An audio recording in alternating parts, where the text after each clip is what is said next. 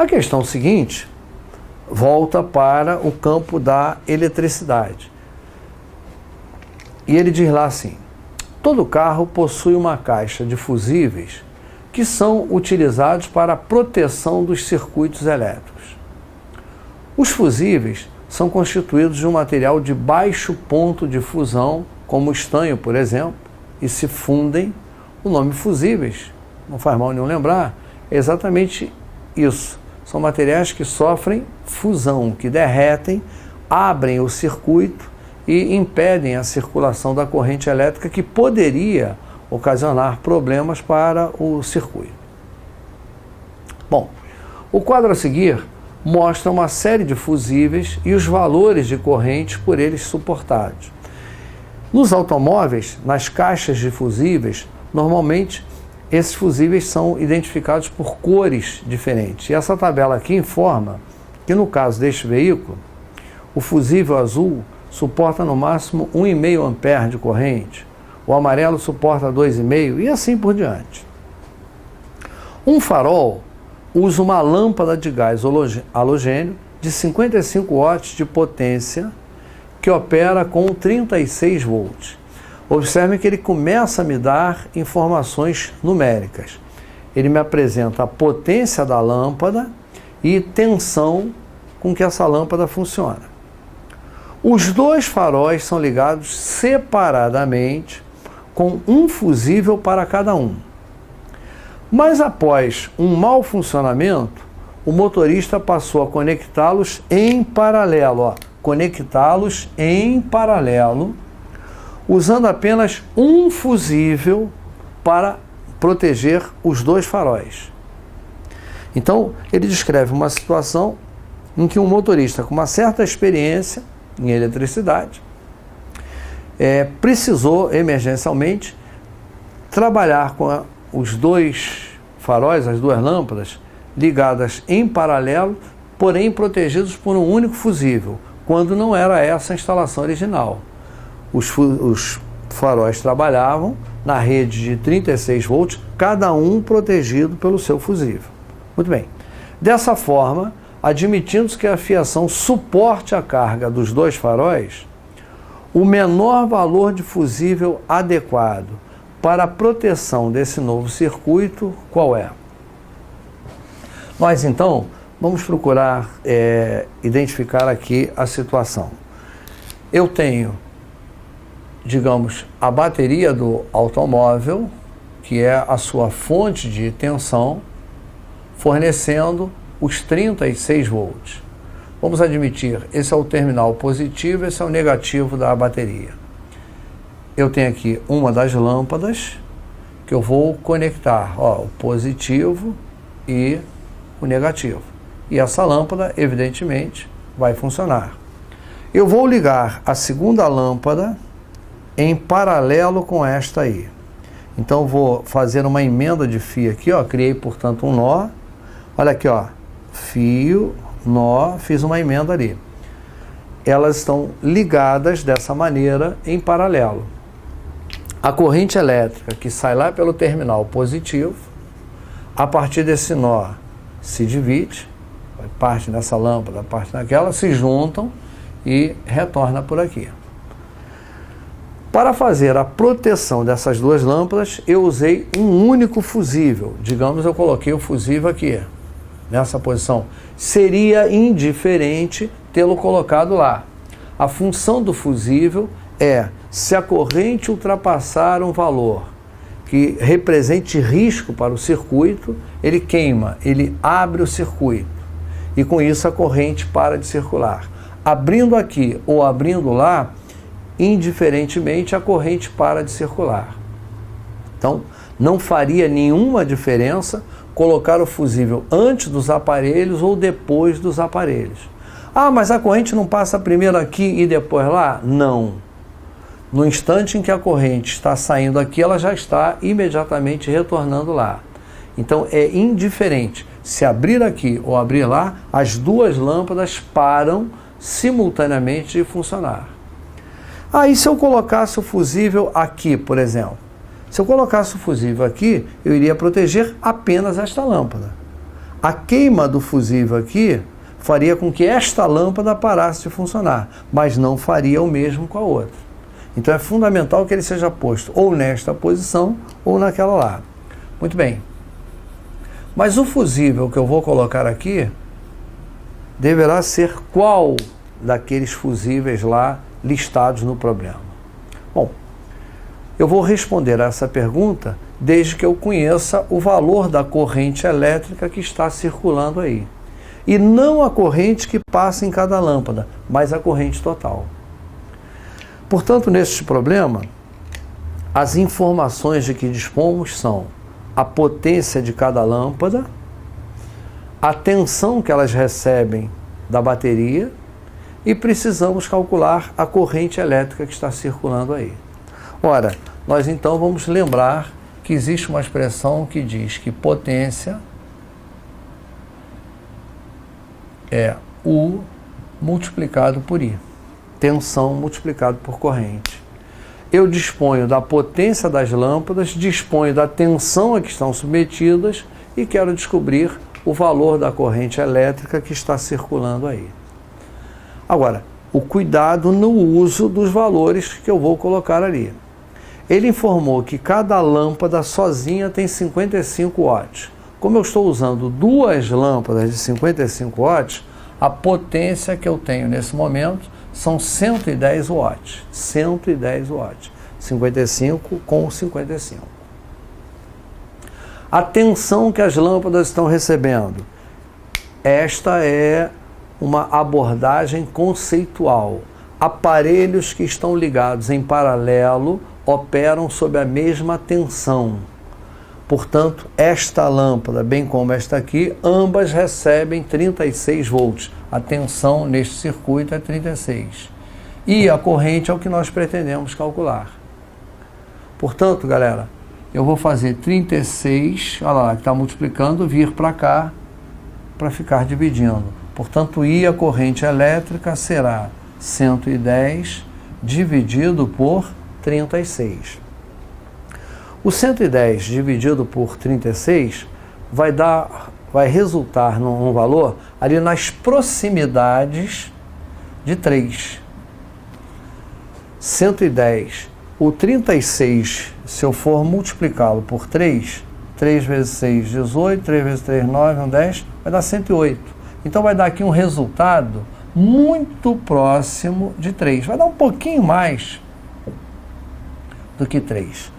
Então eu preciso utilizar um fusível que seja capaz de suportar uma corrente de 3 amperes.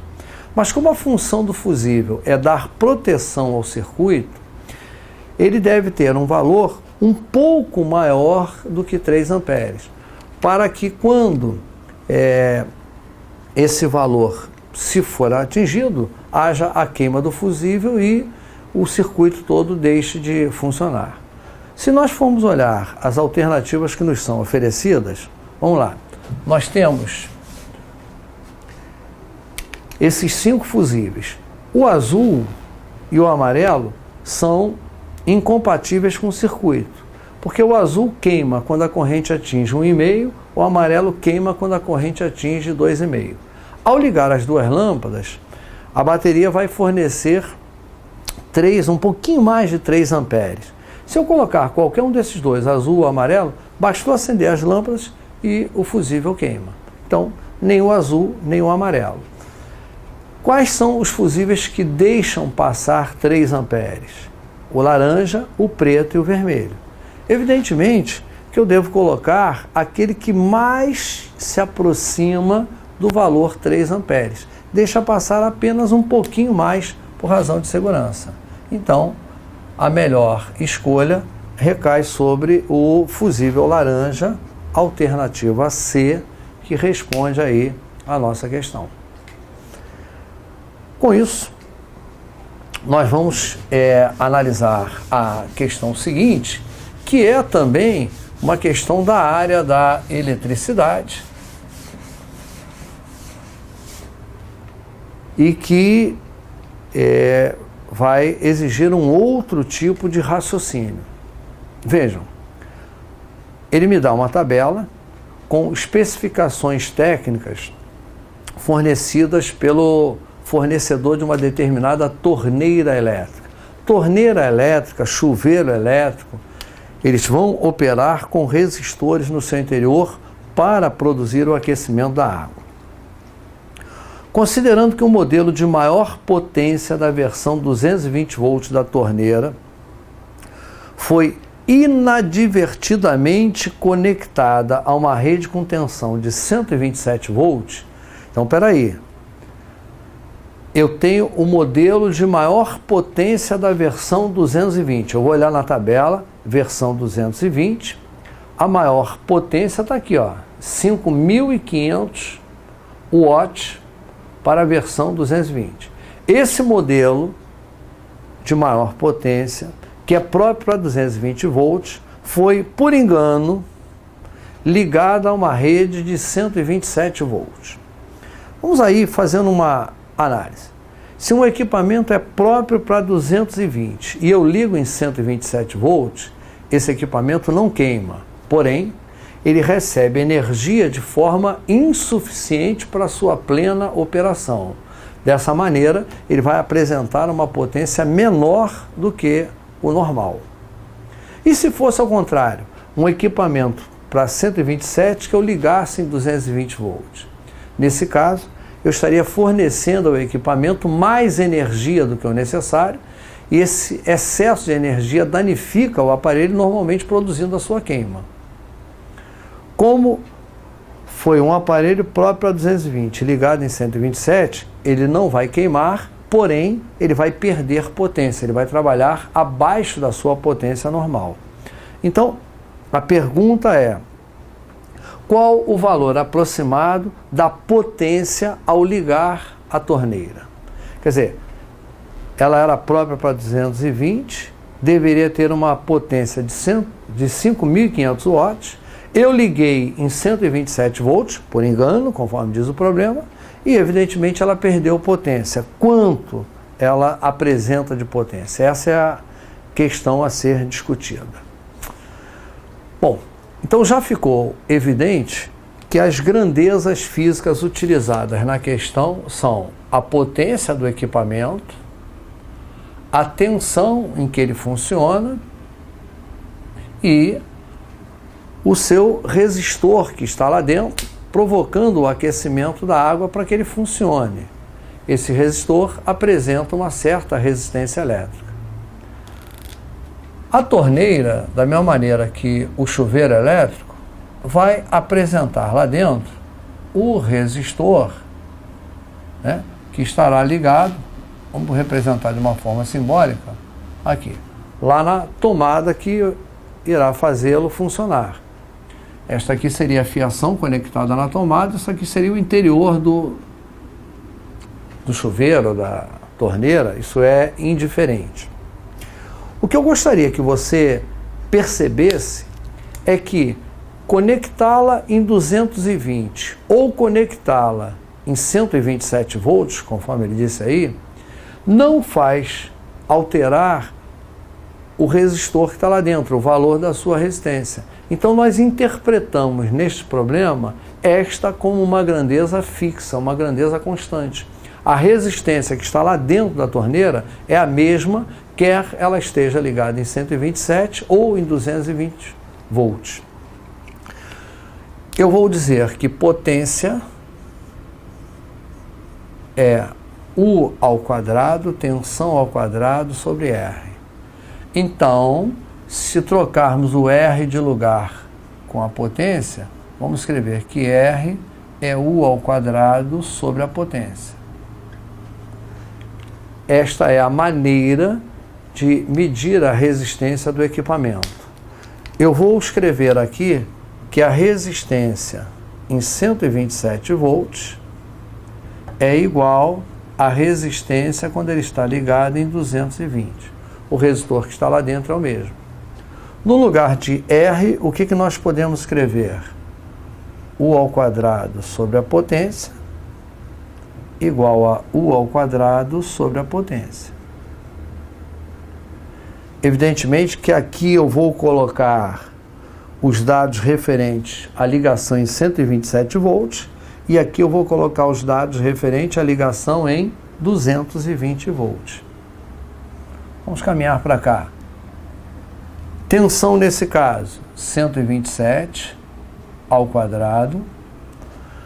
Potência em 127, é justamente isso que nós queremos descobrir. Quanto ela terá de potência quando funcionar em 127 volts.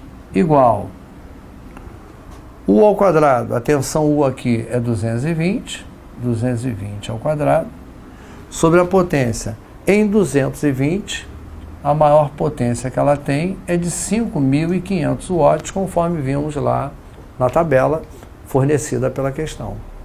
Portanto, observem que na medida em que eu estabeleci esta relação, eu fiquei aqui com a incógnita do problema definida. Eu quero determinar a sua potência.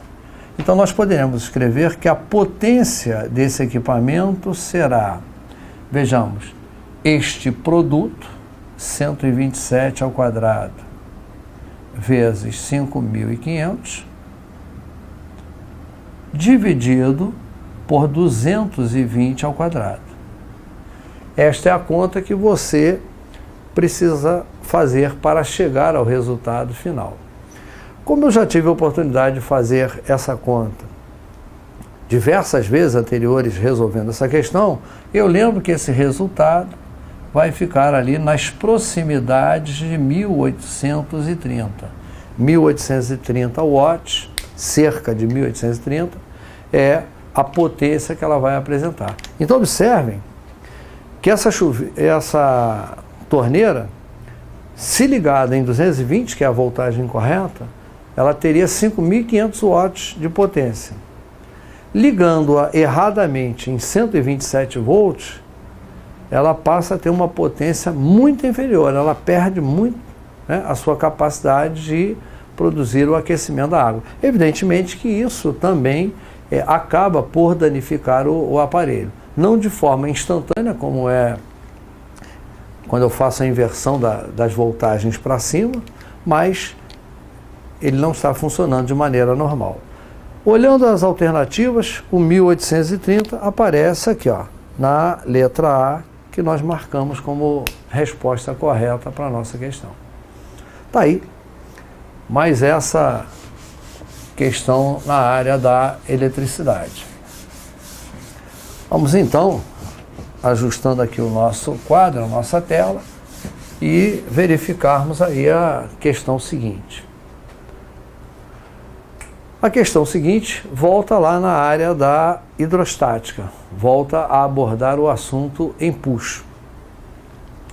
E ela está dizendo, olha, 3 esferas maciças e de mesmo tamanho, sendo a primeira de isopor, a segunda de alumínio e a terceira de chumbo, são depositadas num recipiente com água. A figura já mostrou. Se eu largo uma esfera de isopor, ela vai flutuar na água. Já a de alumínio e a de chumbo, evidentemente, vão afundar. E a razão é simples. Alumínio e chumbo são materiais mais densos do que a água. Eles tendem a afundar. O isopor, por ser menos denso, ele vai flutuar. A esfera 1 flutua porque a massa específica ou densidade absoluta é exatamente a mesma coisa. Do isopor é menor que a da água. Mas as outras duas vão ao fundo, porque embora a massa específica do alumínio seja menor que a do chumbo, então ele diz que o alumínio tem uma densidade menor que a do chumbo. Mas ambas são maiores do que a água e, evidentemente, vão afundar. Se as intensidades dos impulsos exercidos pela água nas esferas forem E1, E2, E3, assinale a alternativa que relaciona de forma correta esses valores. Então, o que a questão quer, na verdade, é que você compare os impulsos na esfera de isopor, na esfera de alumínio e na esfera de chumbo. Essa é a proposta do problema. A primeira coisa que deve ficar clara porque acaba povoando a cabeça de algumas pessoas. Não há empuxo nas esferas que afundaram, certo? Não, errado. As 3 esferas estão imersas no líquido. As 3 vão receber impulso. Não importa se está na superfície, se está no meio, se está no fundo do recipiente. As 3 estarão submetidas a impulso. Ótimo. Eu agora preciso comparar esse impulso. Existe uma expressão para a medida do impulso. Como é que é esta expressão? A medida do impulso, que eu vou simbolizar aqui pela letra E maiúscula, ela está relacionada a 3 grandezas físicas. A densidade do líquido, no caso ali o líquido é a água, ao volume imerso de cada esfera e a gravidade local. Então, esses são os 3 fatores que vão determinar o valor do impulso. Bom, as 3 esferas encontram-se no mesmo líquido, no mesmo ambiente. Então, o valor de G da gravidade é o mesmo, o valor da densidade do líquido é o mesmo para as 3. A diferença básica está aqui, no volume imerso. Enquanto a esfera de isopor, a número 1, está lá na superfície do líquido e o volume imerso é bem pequenininho, as outras 2, que estão lá no fundo do recipiente, encontram-se completamente imersas. E mais, os seus volumes são iguais. Lá no início do problema, na leitura, ele dizia que as 3 esferas têm volumes iguais. Ora, o impulso depende do volume imerso. A esfera número 1 é a que apresenta menor volume imerso, consequentemente, é a que vai receber menor impulso. As esferas 2 e 3 estão totalmente imersas, o volume imerso é maior, os impulsos são maiores. E entre si são iguais, já que elas estão no mesmo líquido, têm o mesmo volume imerso e estão submetidas à mesma gravidade.